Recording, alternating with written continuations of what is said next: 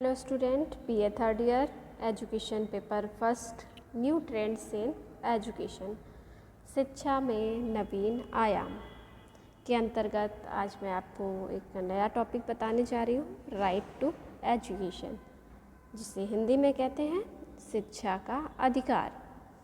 I hope इसके विषय में आप कुछ बहुत जानते होंगे कि शिक्षा का अधिकार क्या है, क्योंकि आप इससे से रिलेटेड कई सारे जो टॉपिक हैं वो पढ़ते जा रहे हो, चूँकि ये पेपर ही है आपका शिक्षा में नवीन आयाम, और इसी के अंतर्गत आपने कई सारे टॉपिक पढ़े हैं। और उसी के अंतर्गत आपका एक जो नया टॉपिक अब है वो है राइट टू एजुकेशन, यानी शिक्षा का अधिकार। इसके विषय में मैं आज आपको बताने जा रही हूँ। शिक्षा का अधिकार इम्पॉर्टेंट टॉपिक है आपके इस पेपर में भी और साथ ही आगे आने वाले टॉपिक्स में भी।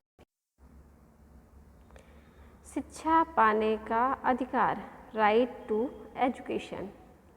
विश्व में सर्वाधिक निरक्षर भारत में रहते हैं। जैसे अभिशाप से देश को मुक्ति दिलाने के लिए निःशुल्क एवं अनिवार्य शिक्षा पाने का अधिकार 1 अप्रैल 2010 को एक वास्तविकता बन गया है। ओके, चूँकि ये सर्वाधिक निरक्षर भारत में रहते हैं, ऐसा हमारे जो आंकड़े हैं वो बताते हैं कि भारत में निरक्षरता प्रतिशत सर्वाधिक है। इस अभिशाप से मुक्ति दिलाने के लिए जो है प्राथमिक शिक्षा को अनिवार्य एवं निःशुल्क बनाने का अधिकार जो है 1 अप्रैल 2010 को वास्तविकता बन गया था।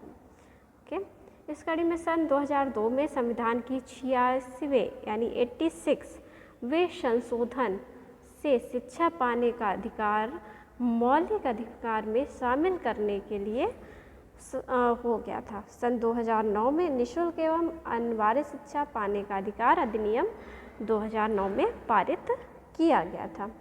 राइट टू फ्री एजुकेशन, शिक्षा पाने का अधिकार, वो भी मुफ्त में। ओके, ये जो 86वें संशोधन की बात करें, इसमें शिक्षा को मौलिक अधिकारों में शामिल कर लिया गया था।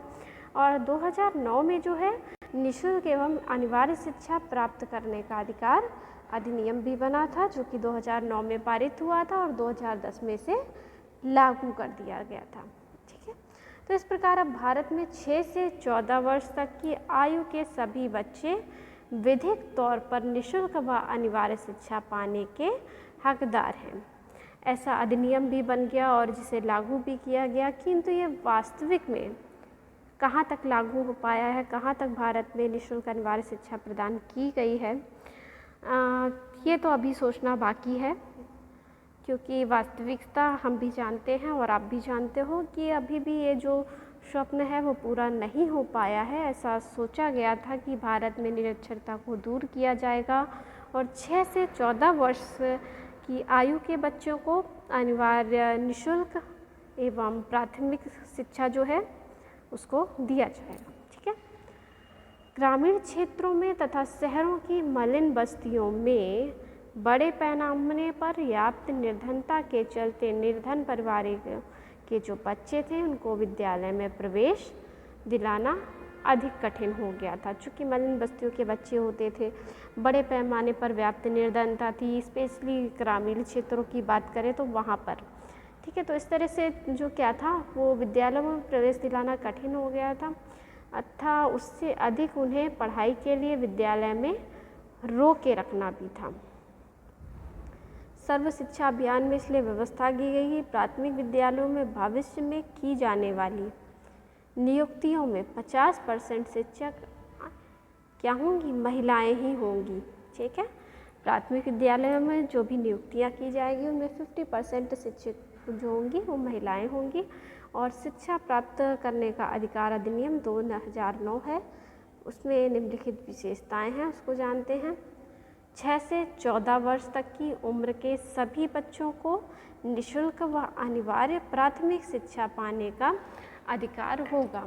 ओके, इसके विषय में मैं आपको पहले भी बता चुकी हूँ कि जो राइट टू फ्री एजुकेशन था, यानी शिक्षा पाने का, वो भी निःशुल्क पाने का अधिकार 6 से 14 वर्ष तक की उम्र के बच्चों को अनिवार्य प्राथमिक शिक्षा पाने का अधिकार होगा। इस अधिनियम के तहत इन बच्चों को ना तो स्कूल की फीस देनी होगी, ना ही यूनिफॉर्म पुस्तकों या मिड डे मील जैसी चीज़ों किसी पर भी खर्च नहीं करना होगा। ऐसा आई होप आप भी जानते होंगे, क्योंकि आज आप देखते हो गाँव में जो है कई तरह के जिसे भी है जितनी पास हो सकता है अवेलेबल सरकार ने कराया है। प्राथमिक स्कूलों के में शिक्षकों की नियुक्ति भी की है। और इसके साथ साथ जो भी गांव के बच्चे होते हैं उनको ना तो यूनिफॉर्म पे खर्च करना होता है, ना ही पुस्तकों पर। और मिड डे मील की भी सुविधा उपलब्ध है। मिड डे मील यानी दोपहर का भोजन, जिसमें प्राथमिक विद्यालयों पे बच्चों को आकर्षित करने के लिए आप बच्चे आएँ, बच्चों के नामांकन में वृद्धि हो, इसके लिए प्राथमिक विद्यालयों में दोपहर के भोजन की भी व्यवस्था की है सरकार द्वारा, की गई है कि बच्चे भोजन के ही वजह से ही कम से कम विद्यालय आएंगे और कुछ सीखेंगे और पढ़ेंगे और उनमें जागरूकता भी उत्पन्न हो सकेगी। इसलिए सरकार ने इस तरह की जो है सुविधा उपलब्ध कराई है। और आप भी देखते हो अपने आसपास के जगहों पर भी आपने प्राथमिक विद्यालय देखे होंगे जहाँ पर ना तो उन्हें स्कूल फीस देनी होती है, ना ही यूनिफॉर्म, ना ही पुस्तकें, किसी भी तरह का कोई खर्च नहीं होता है। और दुर्भाग्य की बात यह है कि इसके बावजूद भी जो हमारे देश में गाँव हैं, गाँव में अभिभावक हैं और बच्चों को तो नहीं कहा जा सकता है, क्योंकि बच्चे जो होते हैं वो इस चीज़ के लिए तो उतनी जल्दी जागरूक नहीं हो सकते हैं। लेकिन सर्वप्रथम अभिभावकों को, माता पिता को इस चीज़ के लिए जागरूक होना चाहिए कि अगर सरकार इतनी सुविधा उपलब्ध करा रही है तो एटलीस्ट प्राथमिक शिक्षा तो सभी बच्चों को मिलनी ही चाहिए। ओके, नेक्स्ट पॉइंट देख लेते हैं। नेक्स्ट पॉइंट है, बच्चों को ना तो अगली कक्षा में पहुंचने से रोका जाएगा, ना ही निकाला जाएगा और ना ही बोर्ड परीक्षा पास करना अनिवार्य होगा। ये भी सरकार ने सुनिश्चित किया कि उनको अगली कक्षा में पहुंचने से ना रोका जाए, ना ही निकाला जाए और ना ही बोर्ड परीक्षा पास करना अनिवार्य होगा। इस तरह से जो प्राथमिक निःशुल्क शिक्षा पाने का जो सरकार ने स्वप्न देखा कि सभी बालकों को 6 से 14 वर्ष तक की आयु के बालकों को जो प्राथमिक शिक्षा उपलब्ध कराई जा सकती है, उसके लिए प्रयास किए जाएंगे। ओके, बात कर लेते हैं नेक्स्ट पॉइंट की। इस कानून को लागू करने पर आने वाले खर्च को केंद्र व राज्य सरकारें मिलकर उठाएंगे। इससे तात्पर्य है कि जो भी खर्च आएगा, मीन्स चूँकि निःशुल्क पाठ्य पुस्तक वितरण होना है, यूनिफॉर्म पे खर्च होना है, इसके अलावा भी कई तरह के खर्च हैं, मिड डे मील है, इसके लिए केंद्र व राज्य सरकारें जो हैं दोनों ही मिलकर इस खर्च को उठाएंगे, इस खर्च का वहन करेंगे। ठीक है, नेक्स्ट पॉइंट है जो वो है आपका सभी, ठीक है, सभी राज्य सरकारों व स्थानीय निकायों के लिए अनिवार्य होगा कि उनके इलाके का हर बच्चा स्कूल जाए। सरकार ने ऐसा कह तो दिया, लेकिन क्या यह संभव था? ओके, सरकार ने कहा कि जो भी राज्य सरकारें हैं, स्थानीय निकाय हैं, वो इस चीज़ को सुनिश्चित करें कि उनके इलाके का हर बच्चा स्कूल जाए।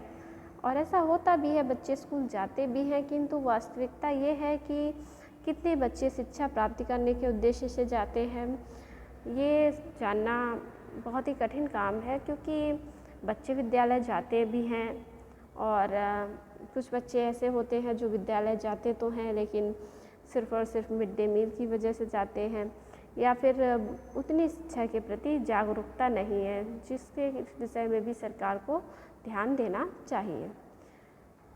नेक्स्ट है, जम्मू कश्मीर को छोड़कर यह प्रावधान जो होगा कहाँ, संपूर्ण देश में लागू होगा। ओके, जम्मू कश्मीर का क्यों है, इसके विषय में शायद आप जानते होंगे।